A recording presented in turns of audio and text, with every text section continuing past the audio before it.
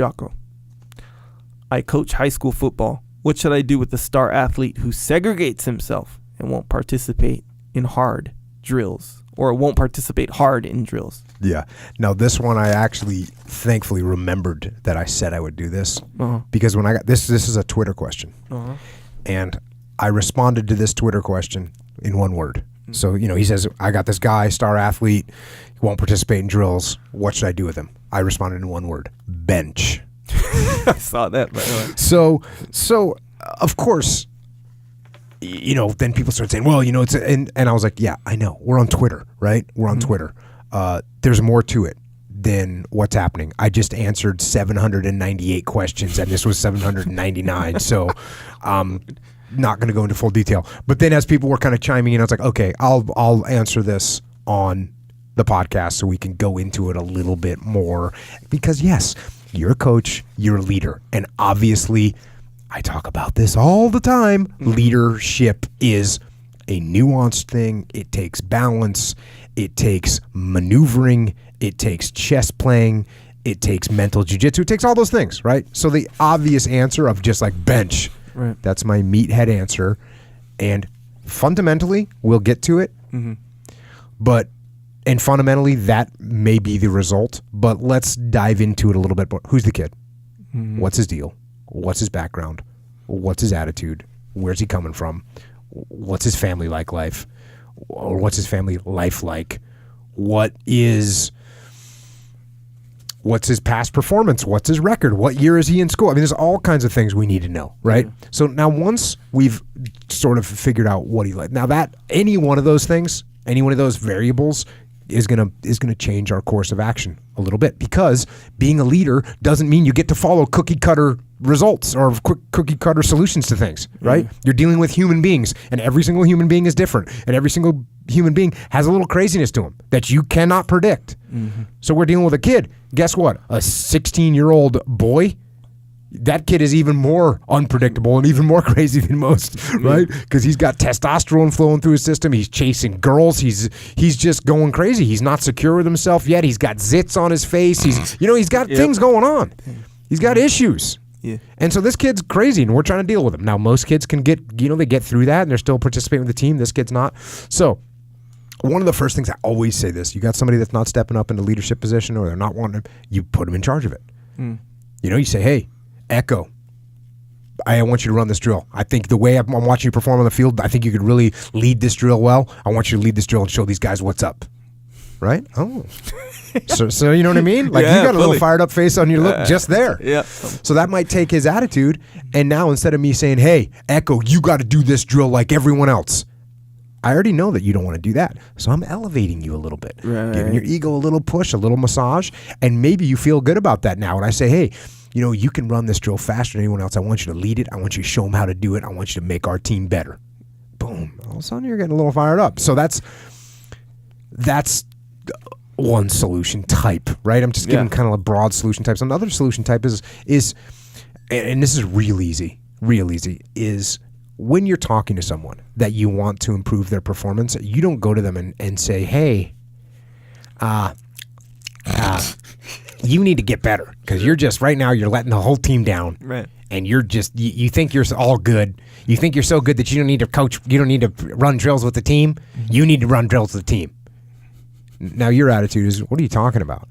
So instead of saying that, I'm going to ego you up a little bit and say, hey, man, I'm going to talk to you. I got to talk to you because I see so much potential with you, with your game. I see your athletic ability, and I see the way that the other guys on the team look at you. You might not sense it. They look up to you. You're a leader, whether you want to be a leader or not. And the potential that you have as an athlete is not going to come to fruition unless you at least get some of your potential as a leader in line. So the reason I want you to run these drills isn't to make you better. I already know you're good. I already know you're good at the drills. The reason I want you to run these drills is because I want you to be even better. I want you to reach your potential. And by the way, you helping run these drills is going to make the team better. And the better the team does, the better you're going to do. The more scouts we're going to hear looking at you. So there's that. And obviously I'm going to explain to him why the drills are important for him and for the team and for him and the team together for everyone to reach their potential. So those are good too.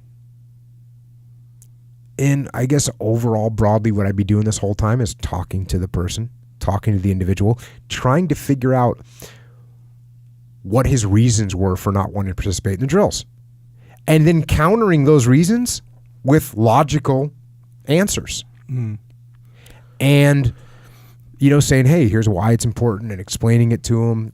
And then eventually you're going to get to a point where my coaching, my explaining, my maneuvering, my mental jiu-jitsu, none of it's worked. And he's still telling me, I'm not running the drills. I don't need to. Cool. Bench.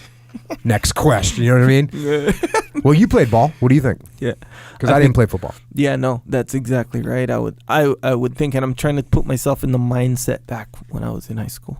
I remember going into my senior year. So we had kind of summer training. So it was really like high school summer training. 2 days. No. That was for fall. Oh, okay. And that was like a camp situation. But no, summer training, which was like after spring and stuff. And what they call it technique sessions. And all it was like, I played in high school. It was kind of like a slap back, which is a hybrid running back, wide receiver type. And so the technique sessions were just kind of passing drills and, just hand stuff and maybe even some footwork. But it was kind of fun. It was just, the quarterback was there and the receivers and the running backs, and you catch passes, run routes and stuff. And, for 45 minutes, hour. And so I remember going into my senior year and they're talking about, technique sessions this year, whatever. And I remember I was just talking to Jade, my brother. And I was like, technique sessions. It's the kind where if you don't go, you don't get in big trouble or nothing. It's just strongly encouraged, that kind of thing. And I was like, I'm not going to those, kind of, because I was real.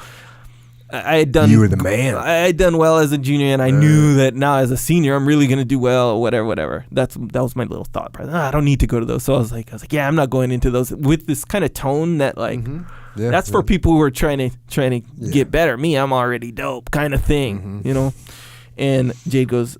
He goes, oh, yeah, like super sarcastic, like almost offended. He was like, oh, yeah, because you don't need that, huh?